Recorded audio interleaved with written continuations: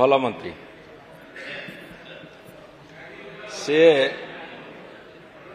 भल उत्तर देनी कि असुविधा नहीं जे आपण 96,000 लिटर कामधेनु योजन क्षीर बढ़ाई ताले जून 24 मसीहा जून मास पर्यंत ओडिशा रे केते क्षीर उत्पादन होता दैनिक एवं 2025 जून वर्षे भितर केते हजार बढ़ी केते बढ़ी एवं आउ 6 मास 2025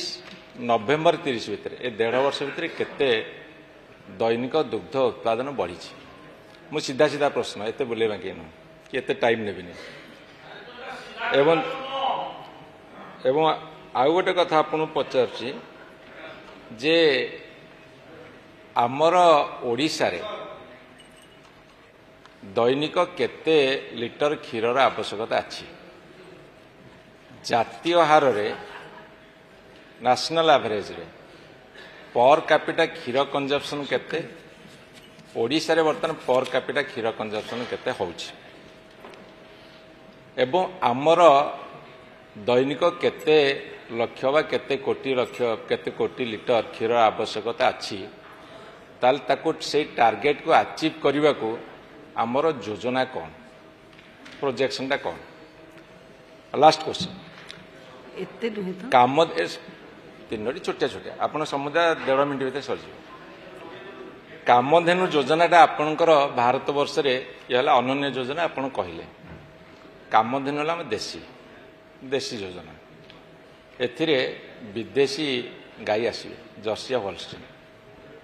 क्षीर उत्पादन बढ़िया को आसु देशी कामधेनु रे विदेशी गाई आसु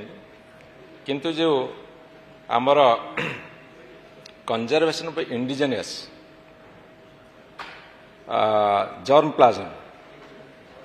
आमे से इंडिजिनियस गाई मानकर संख्या वृद्धि करिया को प्रोडक्टिविटी बढ़िया पी आमर योजना कौन अच्छी एवं से योजना रे आमर 2024 देशी गाई जोड़ा कैटल पॉपुलेशन केते थिला एवं आज 1.5 वर्ष भितर केते बढ़ी कि कमी एति उत्तर देवे माननीय मंत्री माननीय वाचस्पति महोदय जेहेतु माननीय वरिष्ठ विधायक अरुण बाबू ए विभाग मंत्री थिले से निश्चित भाव एक कथा को जानी समय दुग्ध उत्पादन केते थिला 2024 पूर्वर पाखापाखि 64,720 लिटर दुग्ध उत्पादन होता वर्तमान आम सरकार आसिला परे कामधेनु योजना कला परे एवं विभिन्न जो रही प्रोडक्शन बढ़ी पाखापाखि 72,000 लिटर पर डे 72 लक्ष लिटर पर डे आमे वर्तमान उत्पादन करुचे से आउ गोटे प्रश्न करथिले जातीय हार रे दुग्ध केते कंजप्शन अछि जातीय हार जदि हम देखिबा 300 ग्राम दूध पर हेड थिला बेले आम ओडिशा रे ता बहुत कम 165 ग्राम 60 रु 65 ग्राम दुग्ध वर्तमान आम कंजप्शन करुचे तेणु जे देखिबा आकु मध्ये आम आगु को बढ़ेबा पई आमे योजना करिछु जे जो मुख्यमंत्री कामधेनु योजना जे केवल क्षीर प्रोडक्शन करबा नुह आमर जो लक्ष्य रही ओडिशा को श्रेष्ठ समृद्ध विकसित राज्य करबा पई यदि श्रेष्ठ समृद्ध विकसित राज्य करबा कहले ग्रामांचलर अर्थनीति उन्नति करिवार आवश्यक रही ग्रामांचलर कृषि कृषक को सशक्त करिवार आवश्यक रही तेणु कृषि कृषक को सशक्त करबा पई ग्रामांचल लोकन को रोजगार देबा पई ये होची गोटे जुगांतकारी योजना जे कामधेनु जो योजना गोटे योजना नुह एथिरे आउरी 8टी उपयोजना रही आपण एथिरे महिष पालन रही घास जोटा फड़र व्यवस्था रही बाछुरी पालन रही एथिरे बड़ कथा होची जे आपण गाई किनिबे सरकार पैसा देबे आपण गाईर खाइबा पई दुग्ध उत्पन्न वृद्धि करबा पई जो फड़र चाष करिवे पर हेक्टर पर एकर 35,000 टका सरकार देबे आउ गोटे बड़ कथा एथिरे अछि जे आपण गाई किनिबे जो बाछुरी दबो 90% माई बाछुरी हम से ग्यारंटी सरकार देवे एवं से जो बाछुरी बड़ होगापाई 28 मास पर्यंत तार खाइबा पाखापाखि 20,000 टंका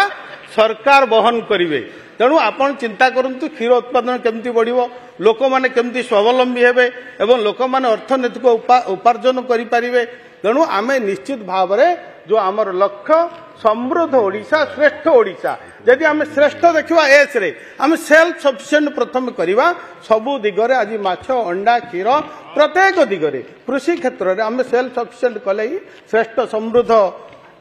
पार आउ गोटे आत्मनिर्भर आम हो आउ गोटे कथा कहले आमर देशी गाय आम विदेशी गाय जमा आणुने अरुण भाई आम विदेशी गाय जमा आणुने आम आनुचे साहिवाल गिर जोटा कि भारतीय गाय जोटा कि गुजरात गाय जोटा कि आनंद आज सारा पृथ्वी जब कहवा अच्युत हम ना सारा पृथ्वी आम भारत वर्ष 1 नंबर दुग्ध उत्पादन करुच्ची यदि भारत पृथ्वी रे जेतिकी दुग्ध उत्पादन होची तार 1/4 भारत रे सेतिकी उत्पादन आम करुचे तेणु निश्चित भाव में ओडिशा को मध्य आम दुग्ध उत्पादन वृद्धि करवा मु धन्यवाद देवी आम मुख्यमंत्री को आगरू आपणकर मेला होउथिला कोठी ना आपणकर बड़ बड़ जो पड़िया रे होउथिला जे जिल्ला रे होउथिला आज आम सरकार एई जो प्राणी संपद मेला को ब्लॉक स्तर को नहीं चंदी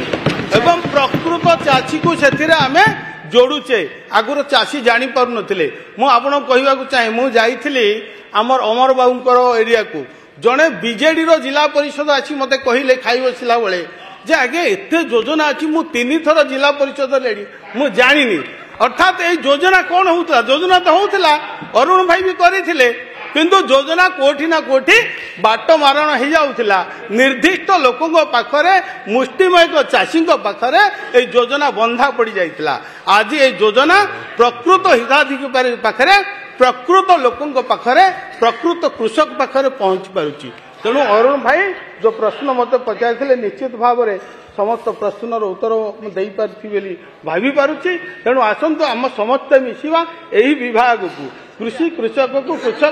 को सशक्त करने आम यही जगह काम कर